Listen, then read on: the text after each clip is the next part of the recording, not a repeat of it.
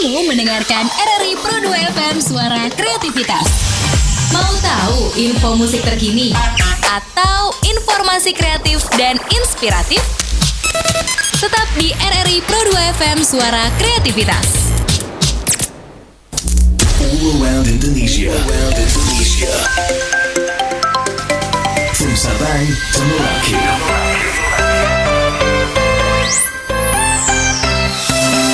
Pro 2 FM. Suara Kreativitas. Suara Kreativitas. FM 90,9 RRI Pro 2 Kupang, Twitter @Pro2FM Kupang, Facebook Pro 2 Kupang, Instagram RRI Pro 2 Kupang, WhatsApp Pro 2 0811 3820 9090, Mobile Application RRI Play. Suara Kreativitas, Pro 2 RRI.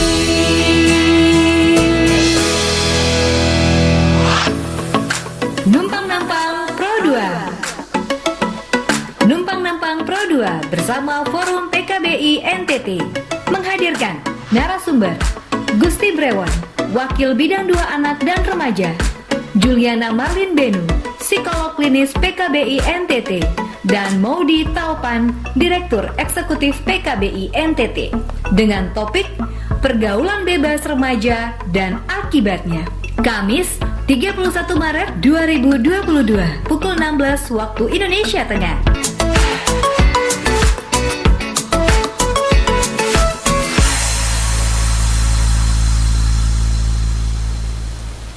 Live dari Studio 1 RRI Kupang, inilah Numpang-Nampang Pro 2 DBU bersama dengan Forum Remaja PKBI NTT. Boleh yang hari di studio kita kasih tepuk tangan dulu.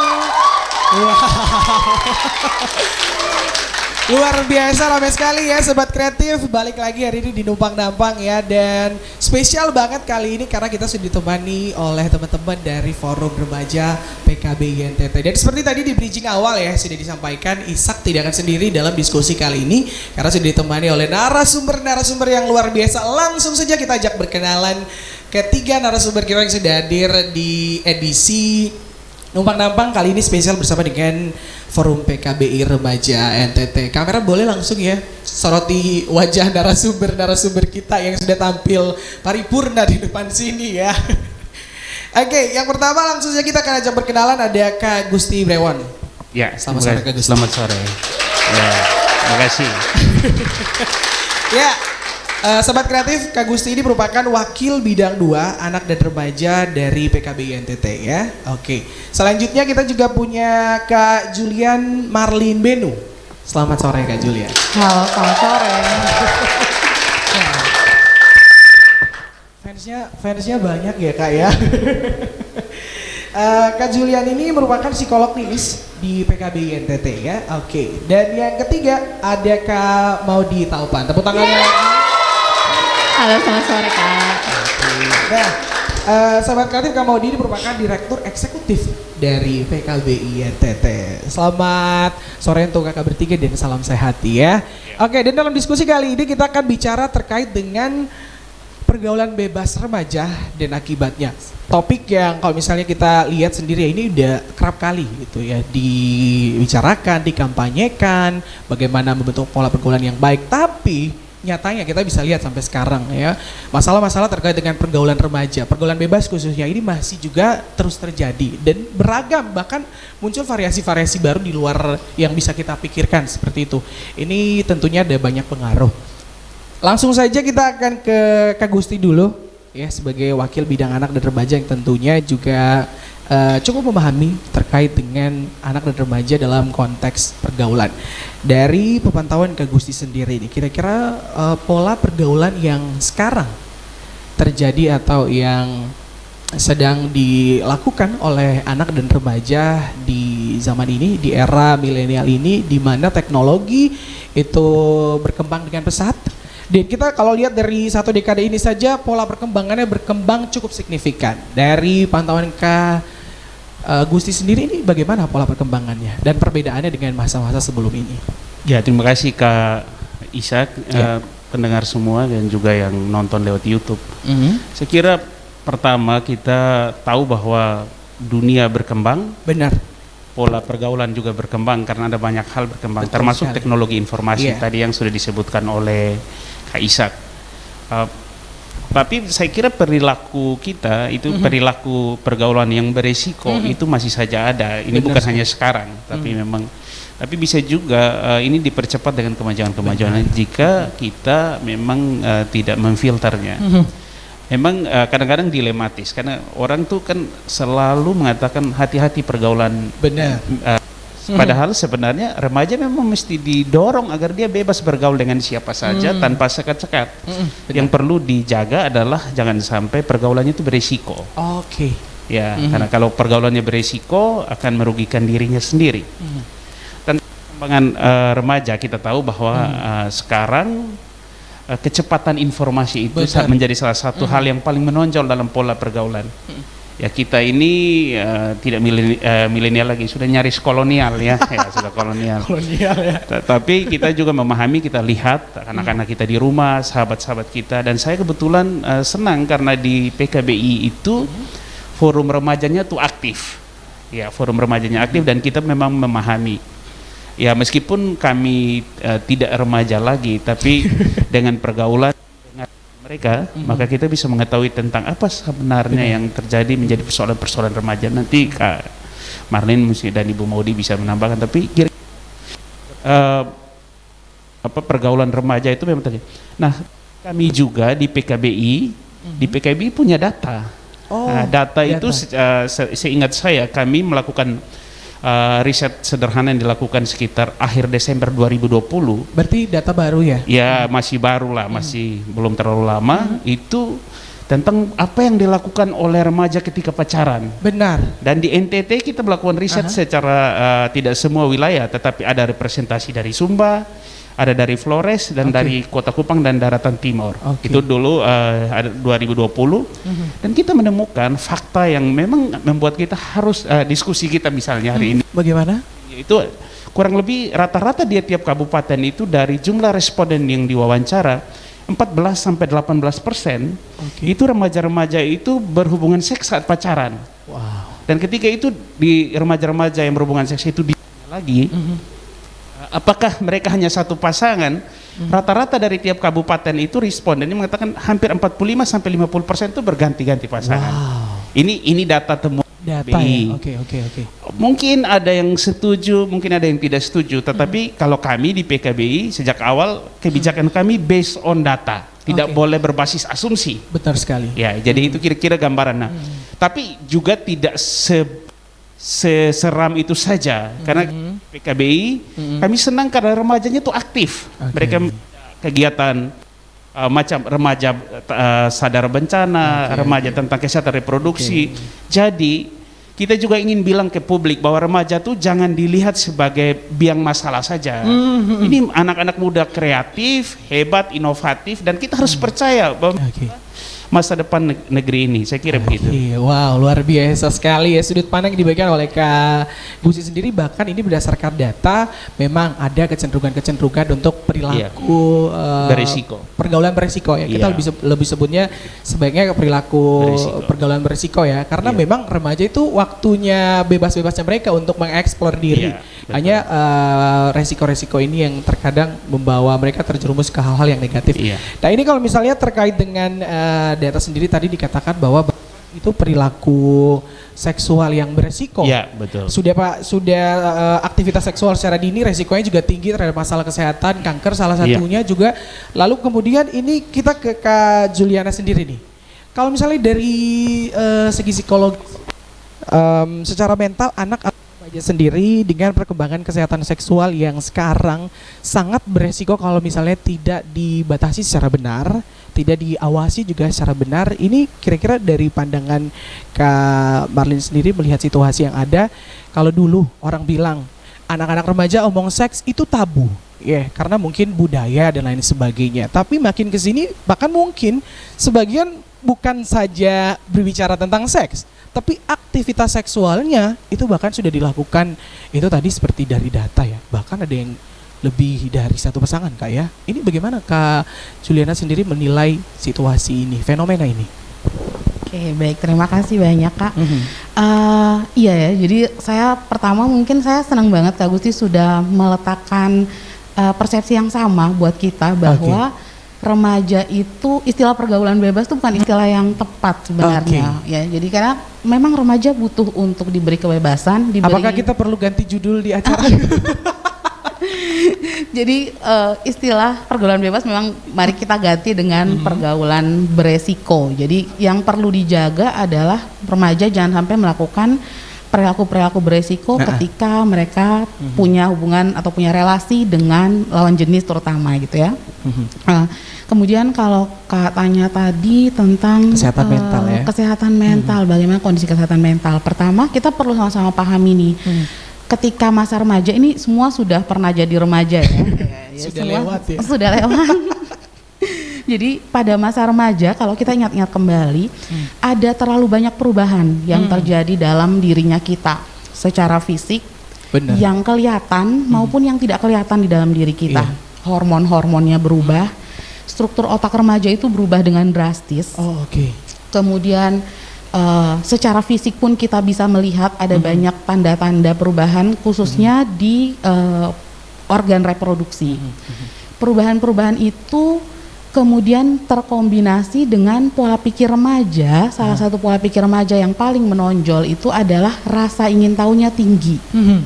Nah kita bayangkanlah dengan begitu banyak perubahan terjadi dalam diri kita, kemudian dengan keinginan tahuan yang tinggi, pasti akan muncul perilaku-perilaku untuk mencari tahu ini kenapa berubah, apa yang sebenarnya, ini seperti apa, bagaimana rasanya, bagaimana sensasi dan lain sebagainya. Jadi rasa penasaran pada remaja terutama terkait dengan aktivitas-aktivitas seksual itu menjadi sesuatu yang pasti terjadi pada setiap remaja. Walaupun kemudian manifestasi pada setiap remaja beda-beda. Ada yang memang langsung mencari, langsung melakukan. Ada yang mungkin dia melakukan dengan cara yang disembunyikan. Diam-diam. Nah, diam-diam kayak gitu. Nah, menyambung juga tadi kayak Gusti bilang bahwa bukan sayangnya ya, mungkin untungnya juga bahwa akses informasi itu sekarang ada di tangan kita semua, di genggaman tangan. Benar. Apalagi era pandemi dari 2020 memaksa semua orang tua memberikan gadget ke anak. Benar. Semua anak dikasih gadget sekarang, kalau tidak bisa sekolah gitu. Nah pemberian gadget ini akhirnya memang meletakkan akses informasi semuanya ke tangan anak. Anak jadi bisa mengakses apapun di internet. Sayangnya akses yang besar diberikan kepada anak itu tidak diiringi dengan pendampingan kadang-kadang. Jadi tidak didampingi. Anak remaja sekarang itu kayaknya lebih percaya, mereka lebih percaya atau lebih mau bertanya di internet ke orang asing ya, ke orang asing istilahnya. Kadang-kadang ada forum-forum misalnya model Quora dan lain sebagainya. Itu forum yang jawab tuh orang asing, kita udah pernah tahu itu siapa. Tapi remaja lebih percaya itu daripada dia tanya ke ibu dan ayah sendiri. Lebih percaya itu daripada tanya ke kakak sendiri. Nah itu yang mungkin karena kalau misalnya tanya ke itu tidak ada apa ya, intimidasi, responnya bisa dapat lebih nyaman gitu ya. Iya. Itu yang memang kalau Kak tanya tentang bagaimana sih kemudian pengaruhnya kesehatan mental ya banyak gitu, pasti sangat berpengaruh karena itu akses rasa penasaran tinggi, banyak perubahan dalam hidup, akses informasi ada dan tidak ada orang yang bisa mengfilter. Ya, itu yang paling kemudian jadi perlu kita diskusikan sama-sama nih sore hari ini. Gitu Kak. Jadi memang rasa keingintahuan ini akan lahir mau tidak mau ya pada notabene semua remaja karena udah masuk di masa-masa itu. Tapi yang perlu kemudian kita filter ini adalah bagaimana supaya tidak terjerumus ke hal-hal yang berisiko ya seperti itu. Kalau misalnya ke Kak Maudi sendiri dari PKBI sendiri menanggapi fenomena-fenomena yang beredar ini, tadi sempat disinggung juga oleh Kak Gusti, ada kemudian kegiatan-kegiatan dilaksanakan oleh PKBI sendiri, tapi boleh mungkin dijelaskan lagi oleh Kak Maudi dengan gambaran praktisnya seperti apa yang kemudian bisa membantu mengatasi fenomena ini. Ya, terima kasih Kak Ishak. Kami di PKBI NTT kemudian dari tahun 2018 itu kita punya program yang namanya Youth Center, Kak. Youth Center. Iya. Youth Center itu menjadi tempat di mana remaja bisa menjadikan itu wadah untuk cari informasi terkait kesehatan reproduksi, tentang seksualitas, tentang perubahan-perubahan yang terjadi dalam dirinya. Seperti tadi kata Kak Marlin ya, Kak Marlin bilang bahwa remaja kemudian tidak bebas untuk bertanya kepada siapa, khususnya orang-orang di sekitarnya. Karena itu kemudian PKBI mencoba mendesain sebuah program untuk menjawab itu. Di situ kumpulan teman-teman remaja, di mana notabene-nya sebenarnya ketika remaja mengalami hal-hal yang terjadi dalam dirinya, perubahan-perubahan itu, siapa partnernya yang bisa seru diajak ngomong, seru. Benar. Itu adalah teman gitu ya, yang sebaya gitu, sehingga kemudian PKBI melihat ini sebagai sebuah kesempatan gitu.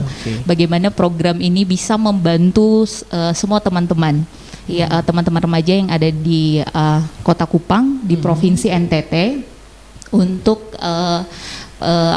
menjembatani informasi-informasi kepada remaja terkait masalah-masalah yang terjadi di dalam remaja itu sendiri, Kak. Tadi itu ada Youth Center ya, ini pola aksesnya seperti apa kemudian nanti? Ya, Youth Center ini kalau mau diakses kita punya sebenarnya nomor layanannya. Boleh kemudian datang juga ke kantor kita, karena di situ aktivitasnya setiap hari ya, setiap hari kerja, Kak. Bahkan hari Sabtu itu lebih ramai lagi. Banyak teman-teman remaja di sana ya. Jadi bisa langsung ke sana atau akses nomor layanan. Sosial media juga sebenarnya bisa terhubung ya di. Punya sosial medianya juga, Kak ya. Instagram, Facebook ya. PKBI NTT, PKBI NTT, ada for PKBI NTT, dan ada satu lagi center PKBI NTT. 3, Kak. PKBI NTT, Dan ini bisa jadi sarana kemudian untuk mencari informasi terlebih lagi dalam konteks di mana komunitas ini sudah lebih terpercaya, terfilter juga ya PKBI ini, apalagi di PKBI sendiri kan ada kayak psikolognya, ada juga yang paham terkait anak dan remaja, pola pergaulannya, cara menjawab dan lain sebagainya ya. Benar, Kak, ya.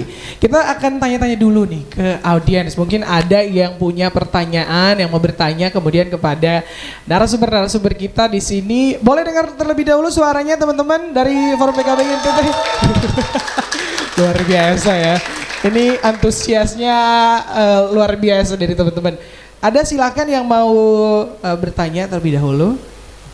Mic-nya ada di meja.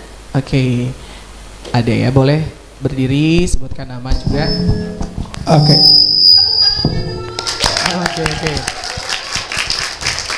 Silakan. Terima kasih. Perkenalkan saya Rinto, Forum Remaja PKBI NTT. Saya ingin bertanya, tadi sudah di-mention juga sama Ibu Marlin sama pemateri-pemateri yang lain bahwa media sosial memiliki pengaruh yang besar terhadap pola pergaulan yang berisiko gitu. Nah, kemudian yang ingin saya tanyakan itu bahwa tadi betul ada banyak muda yang kemudian bertanya-tanya begitu ya, ketika mereka kemudian banyak juga yang takut untuk bercerita atau bertanya kepada lingkungan sekitarnya, tapi kemudian mereka memilih untuk bertanya ke media sosial gitu. Benar. Nah, saya pernah mengakses satu media sosial, mungkin tidak terlalu familiar, namanya Quora. Di situ kita bebas untuk menyampaikan pertanyaan dan orang juga banyak memberikan jawaban. Nah, salah satu topik yang ikuti juga di situ adalah tentang seksualitas. Dan di situ banyak orang yang sharing atau bercerita tentang kehidupan seksual mereka. Banyak yaitu remaja gitu. Nah, di sini kalau kita lihat sebenarnya di media sosial lain juga ada gitu ya. Nah, yang ingin saya tanyakan itu dengan banyaknya informasi atau cerita-cerita mengenai kehidupan seksual seorang ini, kemudian apakah akan berpengaruh kepada orang yang membaca gitu atau mendengar cerita-cerita itu, lalu kemudian kalau itu pengaruhnya apakah ada pengaruh baiknya atau pengaruh buruknya, lalu kemudian bagaimana kita menghindari sebisa mungkin pengaruh-pengaruh buruk dari cerita-cerita atau informasi-informasi ini berdampak kepada generasi muda. Terima kasih. Terima kasih Rinto ya. Ini kita langsung ke Kak Marlin ya. Terkait dengan kebebasan untuk mengakses informasi, salah satu dari forum-forum seperti Quora. Bagaimana Kak Marlin menanggapinya? Apalagi memang namanya itu forum bebas. Orang mau share apapun tentang aktivitas sosial mereka yang mereka persepsikan itu sesuatu yang positif mungkin atau baik, belum tentu bisa jadi dampak positif untuk kita. Kak Marlin menanggapinya seperti apa? Baik, terima kasih pertanyaannya ya, menarik banget ya. Benar. Jadi iya, tadi Rinto juga bilang sebenarnya bahwa ada positifnya, pasti ada negatifnya Pasti, juga gitu ya. Segala sesuatu yang ada di internet tuh sayangnya selalu seperti itu. Tidak pernah sesuatu selalu cuma ada positifnya gitu. Jadi ada positifnya, ada negatifnya. Bagaimana kemudian menghindari dari negatifnya? Yang pertama, kita perlu meyakinkan diri kita sendiri dulu bahwa kita melakukan akses terhadap informasi itu untuk kepentingan apa? Untuk dasar apa gitu? Apakah memang untuk mencari pengetahuan? Kalau untuk mencari pengetahuan, maka perlakukanlah informasi itu sebagai pengetahuan. Dicatat, kalau perlu di-sharekan lagi karena itu pengetahuan. Jadi betul-betul itu menjadikan informasi itu sebagai sumber pengetahuan. Tapi perlu kita berhati-hati juga bahwa karena informasi cerita yang di-share di dalam topik-topik yang berhubungan dengan reproduksi itu biasanya juga menimbulkan sensasi-sensasi di dalam tubuhnya kita. Itu tubuh remaja itu pun alami ya. Itu sesuatu yang alamiah kayak gitu ketika mereka membaca cerita, misalnya cerita orang bagaimana dia pertama kali berhubungan seksual dan lain sebagainya, pasti akan muncul sensasi-sensasi dalam tubuh kayak gitu. Nah, itu perlu disadari, kemudian bagaimana supaya itu tidak menjadi sesuatu yang berpengaruh buruk ya. Memberikan pengaruh buruk, sesuatu yang menjadi ketagihan terhadap pornografi misalnya, ya janganlah hindarilah situasi-situasi yang membuat kita bisa memberikan kesempatan lebih terhadap sensasi yang muncul di tubuh misalnya. Pertama, jangan mengakses informasi saat mau tidur misalnya. Itu kebiasaan ya. Nah itu kayak gitu ya, kebiasaan. Jadi jangan memperlakukan itu sebagai bahan bacaan yang menjelang tidur atau tidak itu sebagai informasi-informasi itu tidak diperlakukan sebagai sumber kesenangan, tapi memang sebatas pengetahuan, dan pengetahuan itu sama seperti kita semua. Kalau di sekolah, kalau kita mau tahu ya kita perlu baca, perlu mencatat, kemudian mencari dari sumber lain yang terpercaya. Sumber-sumber seperti media sosial, Quora dan lain sebagainya itu bebas dimiliki oleh siapa, diberikan oleh siapapun. Tapi di internet juga banyak sekali tersedia website-website yang bisa dipercaya, yang domainnya pendidikan, yang domainnya dari kementerian-kementerian mungkin, itu banyak sekali informasi yang bisa kemudian kita gunakan untuk mengcounter atau mengecek apakah informasi yang di sosial media itu benar adanya. Oke, aduh. Ini perbincangan menarik sekali gitu ya. Sebenarnya kita masih akan lanjut lagi, tapi kita akan rehat dulu. Ya mungkin supaya ada orang tua yang sebentar dengar dan pengen anaknya dengar akses informasi ini, langsung boleh dipanggil. Kita akan kembali setelah pesan-pesan berikut ini. Sahabat kreatif, jangan ganti frekuensinya karena ini informasi yang keren banget dan juga bermanfaat untuk Anda, mungkin juga untuk anak-anak, untuk calon orang tua juga penting banget ya. So stay tune terus di FM 90,9 MHz. Loh, Cak, kamu kenapa? Kok kayak ketakutan gitu sih? Tadi itu pas diangkut mau berangkat sekolah, ada cowok di sebelah aku yang pegang otot aku. Kamu teriak atau bilang ke orang gitu nggak? Biar pelakunya ketangkap. Aku takut. Aku langsung turun dan gak negur dia karena udah takut banget, Dev. Aku tuh gak tahu aku harusnya gimana nih. Wah, gak beres sih ini, Cak. Itu udah masuk dalam kategori pelecehan seksual loh. Dan kamu harus tegas.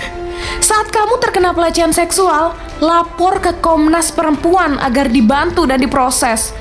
Jangan pernah takut melawan agar pelaku jera, karena kamu tidak sendirian.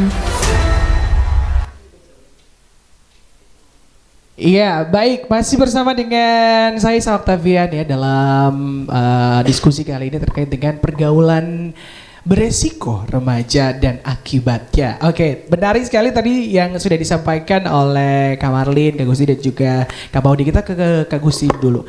Ini tadi ternyata perilaku-perilaku berisiko ini banyak sekali yang bisa menjadi penyebab timbulnya, salah satunya media sosial.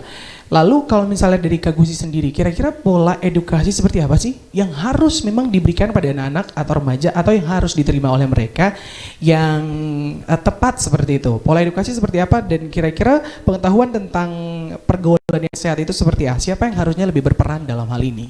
Ya, terima kasih Kak Ishak dan juga Sobat Kreatif.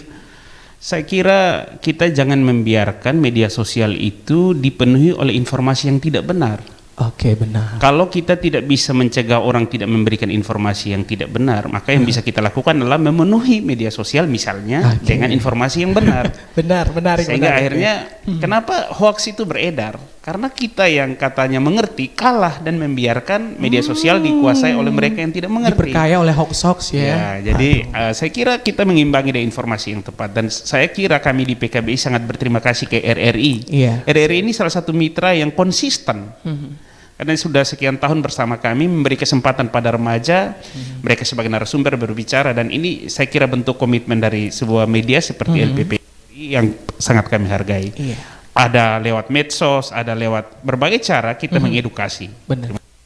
Oke, jadi sebenarnya caranya justru kita yang harus memperkaya juga sosial media kita dengan informasi-informasi positif. Media-media juga menyebarkan kemudian informasi-informasi yang akurat, yang bisa diterima, lebih kekinian, sesuai dengan zaman. Remaja juga seperti itu. Ya, kalau misalnya untuk peranan sendiri ya, kali tadi Kak Gusti sendiri sebutkan kita sebenarnya punya peranan nih. Kalau untuk di lingkup yang lebih kecil, kira-kira yang harusnya punya peranan untuk kemudian memberikan edukasi yang tepat terkait dengan ya kalau bisa dibilang pengetahuan tentang seksual ini yang sedang digalangkan itu pengetahuan seksual sejak dini. Ini kira-kira peran seperti apa dan bentuknya nanti seperti apa? Ya, terima kasih Kak Ishak. Saya kira kuncinya itu dimulai dari keluarga masing-masing. Ya, remaja seharusnya menjadikan rumah, orang tua, keluarga dan lingkungan terdekat adalah narasumber terbaik. Harusnya ya. Rasa aman, rasa nyaman. Saya tahu ini tidak mudah. Kita merencanakannya. Benar.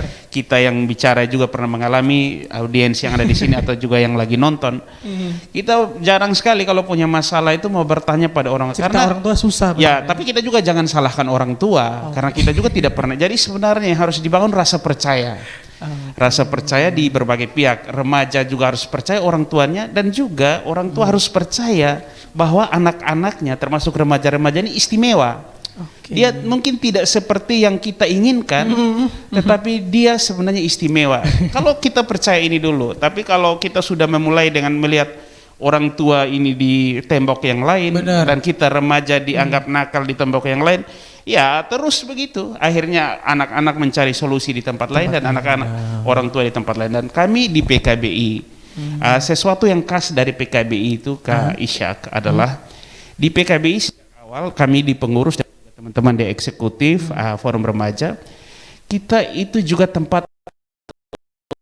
Wah, ini nih yang susah cari. Misalnya yang disebut nakal, yang minum mabuk, yang dilabelkan ya, yang terlibat dengan seksual beresiko, bahkan mantan pengguna narkotika, yang punya pergaulan, punya orientasi seksual berbeda. Kalau anak-anak yang ini sudah mereka rasa bermasalah, di rumah tidak terima, apalagi di masyarakat mereka di stigma, lalu siapa yang mau mengurus ini?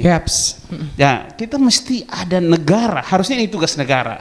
Kita di PKB mau bilang bahwa kecuali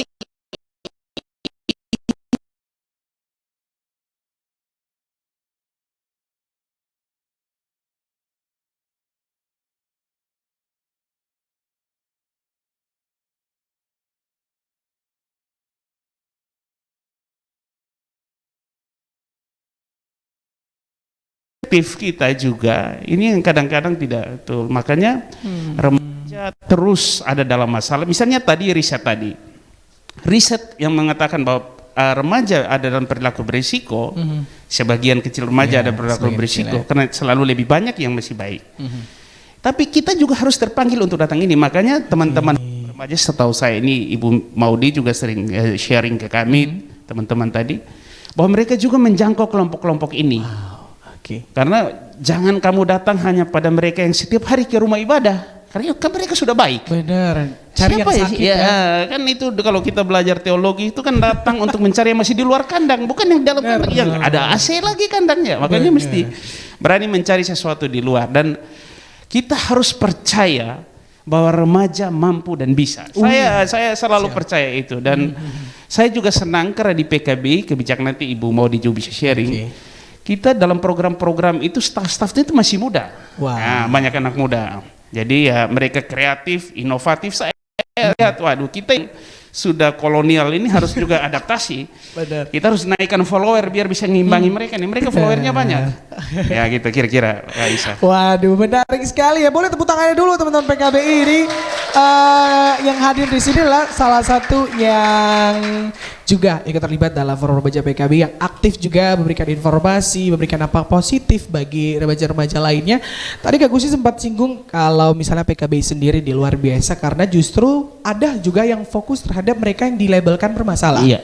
Nah, kalau misalnya salah satu yang paling sering dilabelkan bermasalah itu adalah orang-orang yang terjerumus pada pergaulan bebas, hamil di luar nikah. Sering banget. Kita kalau ngelihat sekarang bahkan makin majunya orang juga mungkin bertambahnya akses informasi dan sebagainya jadi kerap kali terjadi. Dari PKB sendiri ini program apa saja ya? Mungkin bisa disampaikan lebih gamblang untuk pendengar juga sahabat kreatif di rumah. Dari PKB sendiri ada program-program apa saja sih yang berfokus untuk mengatasi remaja-remaja yang dalam masa-masa sulit menghadapi tekanan, depresi dari lingkungan yang sulit. Kita juga mungkin tidak bisa terlalu menyalahi lingkungan. Mungkin adat yang ada di situ seperti itu, menolak dan lain sebagainya. Dari PKB sendiri mengatasinya seperti apa? Khususnya untuk remaja-remaja yang dalam konteks masalah ini ya, akibat dampak pergaulan bebas, buruk. Oke, terima kasih Kak Ishak. Tadi ya kita di Youth Center itu, jadi programnya dari Youth Center ada dua domain lah yang kita kerjakan di situ, dua aspek. Yang pertama pencegahan dan yang kedua penanggulangannya. Yang pencegahannya itu kita menyiapkan teman-teman remaja untuk bisa menjadi pendidik sebaya, memberikan informasi yang benar dan bertanggung jawab kepada teman-teman sebayanya kalau ada yang nanya. Mereka juga bisa kemudian menyebarkan informasi itu kepada kawan-kawannya, mereka melatih lagi kawan-kawannya yang lain gitu. Jadi sistemnya akan seperti itu terus. Kemudian selain pendidik sebaya ada konselor sebaya juga Kak Ishak. Wow, luar biasa. Iya, jadi konselor sebaya itu teman-teman menjadi pendengar yang baik, mendengarkan cerita dari kawan-kawannya yang tadi ya sudah disampaikan bahwa teman-teman remaja itu tidak dengan mudah bercerita kepada siapapun gitu. Benar. Ketika dia datang kepada temannya dan dia bisa konseling, dia bisa sharing kepada temannya, itu kita berharap teman-teman konselor sebaya ini menjadi tempat yang tepat untuk mereka gitu. Itu yang pertama Kak tadi untuk aspek pencegahan. Untuk penanggulangan kita punya psikolog klinis, ini ada Kak Marlin dan juga ada satu lagi namanya Kak Dian anak kakak. Jadi kita punya 2 orang psikolog klinis di PKBI yang bisa membantu tidak hanya teman-teman remaja, sebenarnya semua masyarakat yang butuh layanan konseling, kita berikan layanan ini secara cuma-cuma. Selain 2 psikolog itu kita juga punya konselor profesional juga, ada 2 orang dan teman-teman remaja yang jadi konselor remajanya. Jadi ini diharapkan bisa berkontribusi Kak kepada setiap tantangan yang ada terkait dengan perilaku beresiko pada remaja. Gitu. Luar biasa. Jadi ternyata kalau mereka yang dianggap bermasalah dan kemudian kesulitan untuk mengadu misalnya bercerita, ini ternyata bahkan ada itu teman-teman yang jadi konselor itu dibekali atau seperti apa nanti kemudian? Iya Kak, pasti kita perlu harus ada peningkatan kapasitas. Jadi ketika teman-teman masuk ke di Youth Forum, gabung dengan Youth Forumnya PKBI di program Youth Center itu, teman-teman harus dikapasitasi dulu. Jadi dilatih dulu untuk menjadi pendidik sebaya dan konselor sebaya, kemudian menjalankan tugasnya gitu. Supaya kemudian pas menjalankan tugasnya juga lebih baik ya. Benar jadi sekali. sangat tertarik ya untuk bergabung ke forum. Luar biasa sekali, positif sekali ya. Oke, kita ke Kak Martin sendiri nih. Ini tadi udah dijelasin juga oleh Kak Gusti dan Kak Maudi bagaimana peran PKBI kemudian mengatasi permasalahan-permasalahan yang timbul akibat pergaulan beresiko ya. Salah satu dampak yang paling sering juga mungkin mereka yang ditolak keluarga karena hamil di luar nikah, lain sebagainya, pergaulan bebas. Nah, kalau misalnya dari pandangan Kak Marlin sendiri, pengaruh yang cukup berdampak buruk ya dari ketidaktepatan penanganan terhadap mereka yang dilabeli bersalah gitu ya oleh kesehatan mental karena pengaruh akibat perilaku berisiko tadi. Ini kalau tidak tepat, pengaruhnya dampaknya apa nih? Baik, terima kasih Kak. Jadi pengaruhnya apa ya kalau misalnya tidak ditangani dengan tepat? Ketika anak-anak melakukan perilaku beresiko, terutama perilaku seksual beresiko, yang pertama pasti itu sudah menempatkan mereka dalam bahaya fisik, itu yang paling kemudian biasanya diwaspadai oleh orang tua. Jangan sampai hamil, jangan sampai kena penyakit infeksi menular seksual dan lain sebagainya. Nah, yang sering diabaikan itu dari sisi mentalnya ya, karena orang psikologi yang ngomong ya Kak, jadi harus dari sisi mentalnya itu yang sering diabaikan. Anak-anak atau remaja yang sudah aktif secara seksual itu pertama, terutama yang perempuan, mereka seringkali hidup dalam tanda kutip ketakutan ditinggalkan. Bener banget. Karena sudah aktif secara seksual, di budaya kita dididik bahwa keperawanan itu menjadi sesuatu yang paling berharga dalam diri perempuan. Jadi ketika sudah tidak perawan lagi, menganggap bahwa ini saya kalau sampai ditinggalkan maka selesailah hidup saya, kayak gitu. Jadi ketakutan, hidup dalam ketakutan, hubungan yang dibangun itu hubungan yang kurang tidak sehat karena ada ketakutan terutama dari sisi perempuannya. Kemudian kalau misalnya pada akhirnya ditinggalkan, apa yang terjadi? Yang terjadi adalah perasaan tidak berharga muncul, rasa rendah diri, mempertanyakan ini saya apakah masih layak untuk itu yang sering jadi masalah terus melanjutkan atau membangun relasi dengan orang lain. Muncul juga rasa kecemasan itu muncul, dan bahkan pada titik itu resiko mengalami yang gangguan kesehatan mental seperti depresi itu jadi lebih meningkat. Jadi banyak sekali resiko-resiko dari sisi fisiknya juga sudah banyak dibahas. Dari sisi mentalnya hari ini saya pengen pinpoint nih bahwa ketika remaja kalian mengizinkan, itu pilihan sadar ya untuk menempatkan diri kalian dalam aktivitas seksual, melakukan aktivitas seksual secara aktif. Pilihan kalian sadar, itu tidak hanya menempatkan resiko kesehatan fisik kalian, tapi juga meningkatkan resiko kesehatan mentalnya kalian. Gitu. Wow, luar biasa ya. Ini pembahasannya seru. Rasanya 1 jam sebenarnya tidak cukup ya kalau membahas ini ya. Masalah terkait remaja ini kompleks sebenarnya. Oke, kita ke audiens dulu. Tepuk tangan dulu teman-teman yang hadir. Kita kasih kesempatan sekali lagi ya dari teman-teman yang sudah hadir. Kira-kira ada lagi kayak yang mungkin mau memberikan pertanyaan, boleh langsung. Dari siapa lagi yang kira-kira mau? Oke, ada dari garis manis berbaju biru. Dari meja sebelah apa nih? Sebelah apa ya? Oke, silakan Kak. Oke, halo semua. Terima kasih Kak atas kesempatan yang diberikan. Saya mau bertanya nih kepada ketiga narasumber kita yang sangat luar biasa. Tadi kan Kak Maudi juga sempat singgung bahwa di forum PKBI NTT itu punya pendidik sebaya dan konselor sebaya. Salah satunya itu saya sendiri. Oh, sebagai konselor sebaya dan pendidik sebaya juga. Oke. Nah, menjadi pertanyaan saya karena kan dalam keluarga saya sendiri itu masih tabu gitu untuk membicarakan tentang seksualitas gitu. Mau minta pandangan dari ketiga narasumber bagaimana sih cara kita menghadapi gitu. Karena kan ketika mau memberi kayak memberi info kayak adik-adik tapi nanti dibilang itu tidak boleh dibicarakan gitu. Oleh orang tua ya. Iya, tidak boleh dibicarakan kayak apalagi kalau di depan laki-laki, kayak di depan orang tua laki-laki itu anggapnya itu sangat tidak sopan gitu ketika mengajarkan atau memberikan info tentang menstruasi, atau mungkin kayak saya punya adik laki-laki yang kecil dan sebisa mungkin saya melarang dia untuk masuk kamar mandi bersama adik perempuannya gitu. Tetapi dilarang, kayak tidak apa-apa tuh adiknya sendiri gitu. Nah, bagaimana sih kalau pandangan dari ketiga narasumber, cara saya sendiri dan mungkin ada juga teman-teman di luar sana yang menghadapi hal yang sama. Bagaimana sih cara menghadapi hal tersebut gitu? Wow, menarik ya. Tepuk tangan dulu untuk teman kita tadi ya yang sudah bertanya. Memang ini fenomena yang kerap kali terjadi sebenarnya ya. Budaya kita di sini memang seperti itu. Langsung saja diberikan tanggapan dari Kak Marlin lebih dulu atau dari Kak Gusti. Oke, silahkan. Oke, baik, terima kasih karena sudah ditunjuk langsung sama Kak Gusti.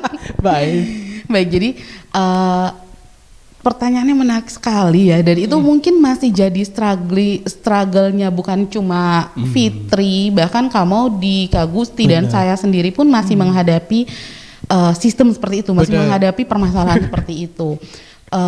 Yang pertama mungkin perlu kita sadari adalah tidak semua orang tua kita teredukasi sama seperti kita. Bukan bicara tentang pendidikan ya ini, tapi tentang akses informasi dan lain sebagainya. Jadi tidak semua orang tua kita tuh teredukasi tentang hal-hal yang kita bicarakan dari tadi di sini, tentang aktivitas seksual dan lain sebagainya. Jadi itu pertama kita perlu memahami itu. Jadi ketika orang tua menolak, orang tua merasa malu dan lain sebagainya, itu respon yang wajar.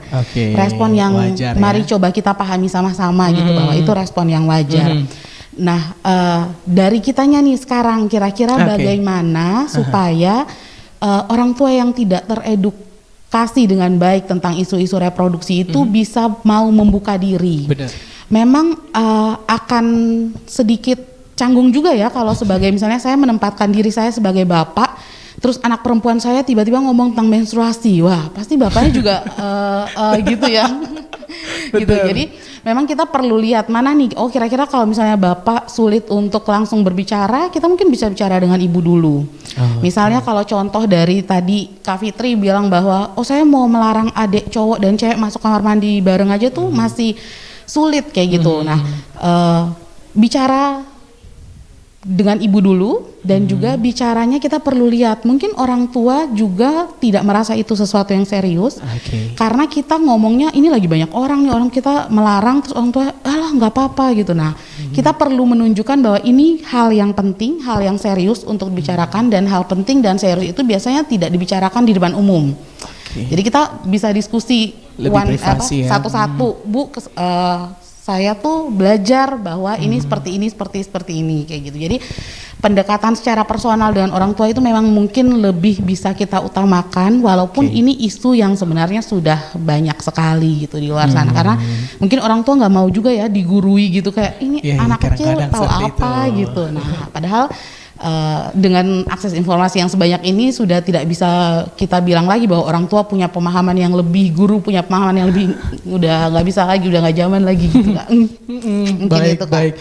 Sebaiknya lebih ke pendekatan personal dengan orang tua seperti itu, karena memang kalau misalnya kamu omongnya di depan umum seperti itu ya, orang tua juga merasa tidak pantas begitu kamu yang mengajarkan ya. Oke, dari Kak Gusti dan Kak Modi mungkin ada tambahan? Ya, kalau saya sih sebenarnya kuncinya adalah sikap kerendahan hati di dua pihak. Kita tidak hanya bisa meminta orang tua agar memahami kita, sementara pada saat yang sama kita tidak memahami orang tua, itu pasti tidak. Efek kejut atau efek kaget itu bisa berdampak positif tapi juga bisa berdampak negatif. Oh, anak saya sudah ngerti ya. Kok lu tahu-tahu kan begitu hal-hal. Nah, oleh karena itu memang kami di PKBI layanan psikologis itu tidak hanya untuk remaja.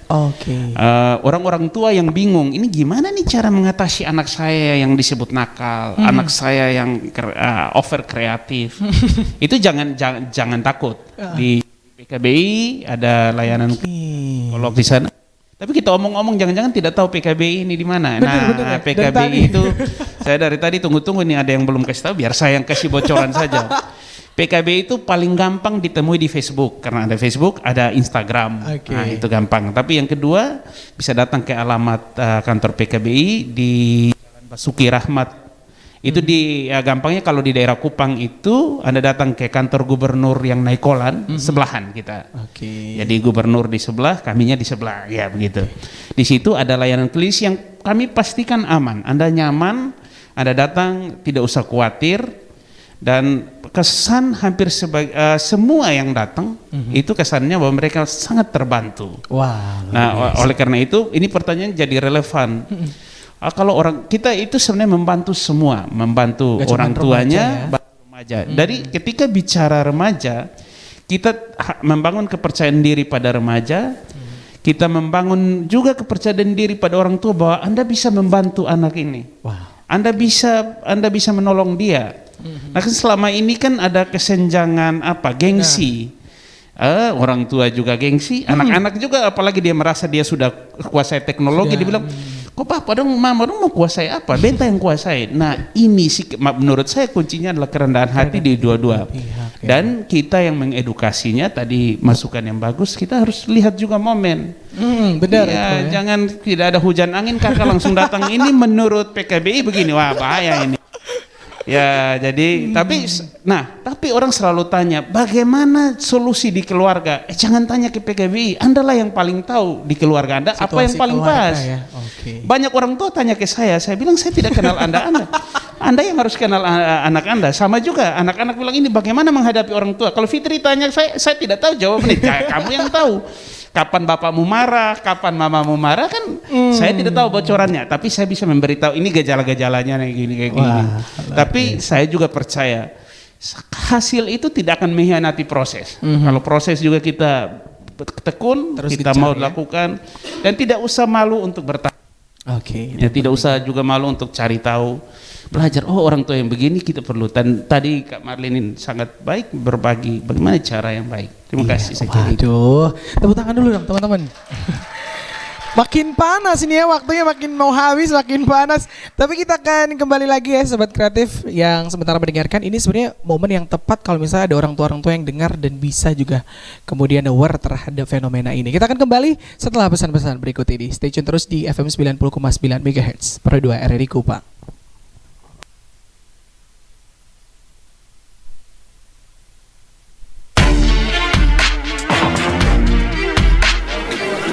Halo cantik, gabung kita yuk. Kita buat dunia ini lebih indah. Dunia lebih indah, caranya? Coba ini dulu, nikmat abis. Hah?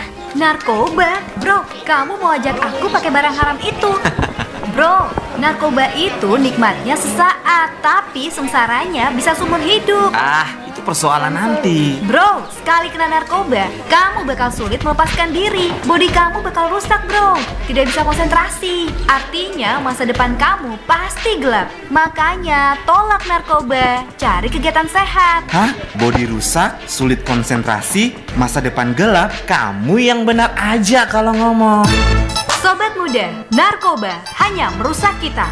Masa depan kita pasti lebih baik tanpa narkoba. All around Indonesia. From Sabang to Merauke.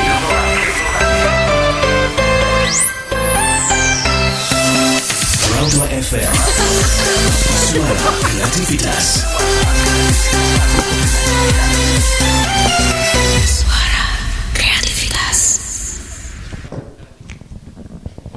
Ya, Sobat Kreatif, Anda masih bersama dengan kami ya dalam rangkaian Numpang Nambang DBU bersama dengan Forum Remaja PKBI NTT, dan pembahasannya sudah sangat luar biasa. Banyak sekali informasi-informasi bagus, menarik, baik juga ya yang bisa rekan-rekan dengarkan, orang tua dengarkan untuk bisa diterapkan dalam keluarga dan dalam pergaulan. Oke, kita ke Kamaudi dulu. Ini waktu kita sudah sangat terbatas ya. Jadi dalam kesempatan ini juga nanti boleh setelah menjawab pertanyaan langsung disertai dengan closing statementnya, supaya setelah selesai kita bisa langsung menutup rangkaian acara kita, karena memang waktu juga sudah terbatas. Ke Kamaudi dulu ya. PKBI dari tadi sudah membagikan banyak banget peran-peranan penting dari PKBI ya untuk membantu para remaja. Bahkan tadi Kak Gusti sempat mention kalau sebenarnya PKBI hadir tidak hanya membantu remaja, tapi juga semua pihak termasuk orang tua yang ingin bertanya tentang keresahan-keresahan soal anak, mungkin soal apapun sebenarnya. Nah, kalau misalnya untuk peran dari PKBI NTT sendiri untuk membantu kaum remaja ya, untuk dapat menjadi remaja yang pintar, cerdas, serta bertanggung jawab dalam menjalani hidup mereka, dan agar tidak terjerumus dalam pergaulan yang beresiko. Oke Kak, terima kasih Kak Ishak. Memang akan takes time ya Kak, bagaimana kemudian teman-teman remaja bisa kembali ke keluarga, kemudian bisa menggerakkan dari keluarga gitu. Lebih mudah memang dengan teman sebaya, dengan lingkungannya gitu. Tetapi itu tidak kemudian menjadi hal yang membuat kita akhirnya menyerah gitu sebagai remaja. Jangan lagi dong, karena ternyata keluarga saya menolak gitu. Sebenarnya ya hal yang penting perlu terus dilakukan adalah kita sebagai remaja harus menunjukkan gitu bahwa ketika saya gabung di PKBI ada hal positif loh gitu. Jadi bukan ada hal negatif malah. Ketika saya gabung di PKBI ada hal-hal positif yang bisa saya lakukan, saya tunjukkan, saya berdampak gitu. Dan itu kemudian akan membuat tidak hanya orang-orang di sekitar kita, dalam hal ini teman-teman atau di lingkungan sekolah kita atau lingkungan kuliah kita gitu, tapi juga keluarga kita gitu. Keluarga kemudian melihat wah anak saya ini ternyata juga bermanfaat gitu ya. Dan kemudian itu bisa menjadi pintu masuk untuk kita kemudian mengkomunikasikannya. Satu lagi Kak, yang penting adalah ketika kemudian kita sudah menjadi pendidik sebaya dan konselor sebaya, jangan kemudian itu hanya terjadi saat kita remaja gitu. Itu kemudian harus dibawa sampai kemudian kita menjadi orang tua gitu, karena PKBI kan bagaimana merencanakan. Jadi merencanakan berkeluarga gitu.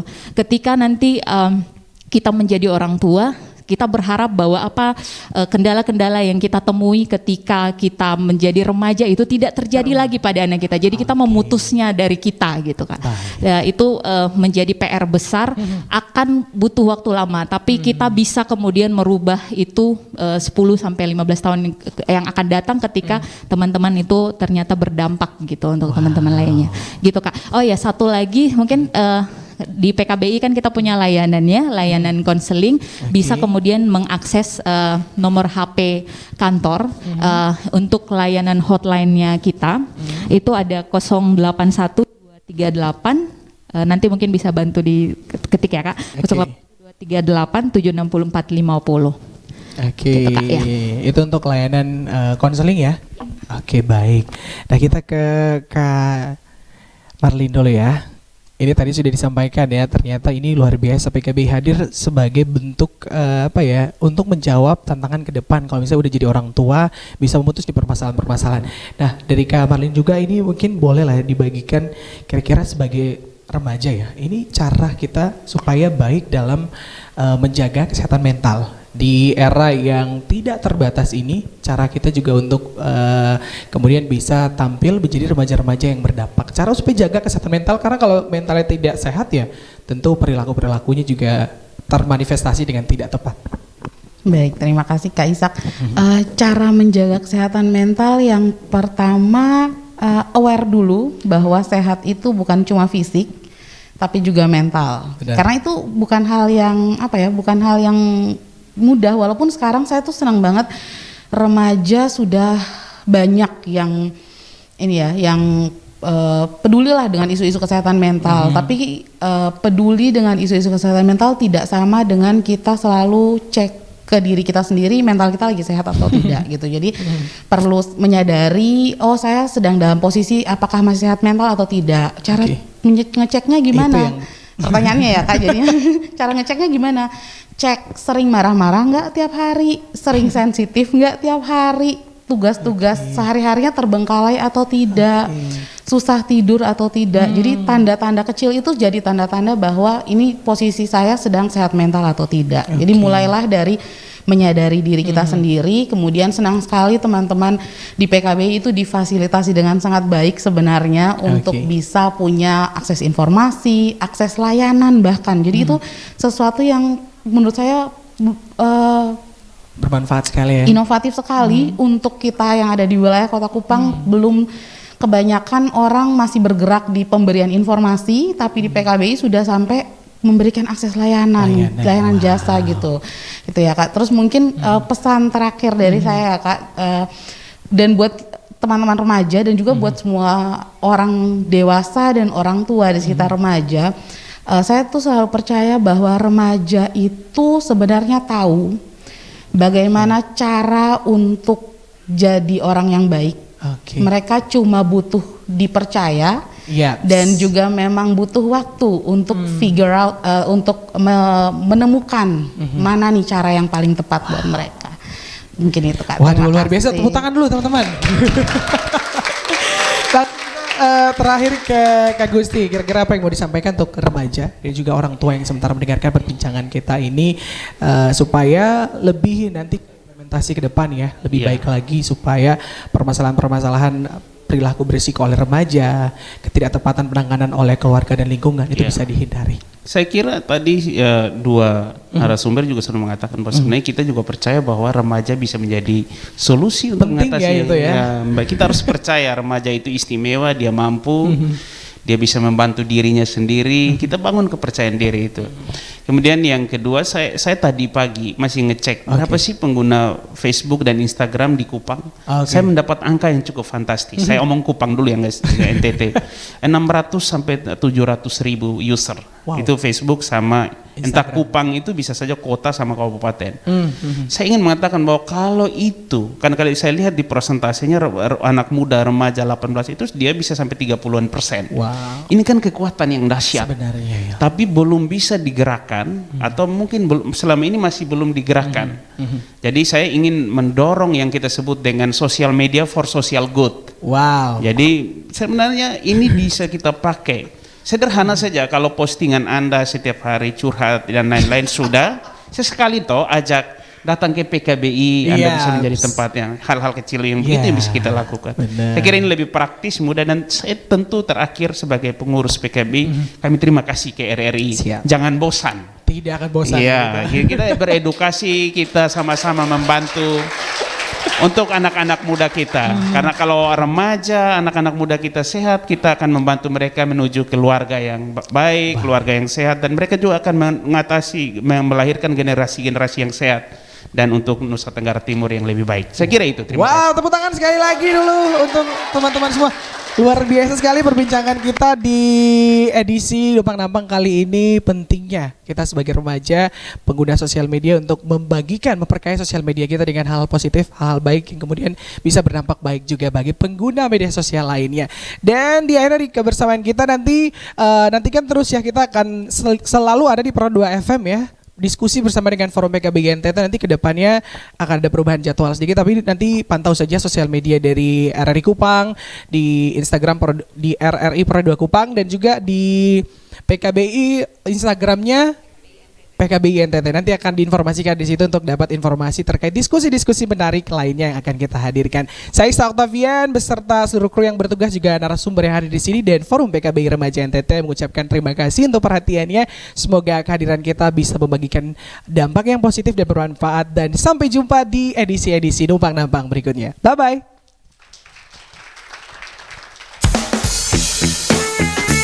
FM 90,9 RRI Pro 2 Kupang, Twitter @Pro2FM Kupang, Facebook Pro 2 Kupang, Instagram RRI Pro 2 Kupang, WhatsApp Pro 2 0811 3820 9090, Mobile Application RRI Play.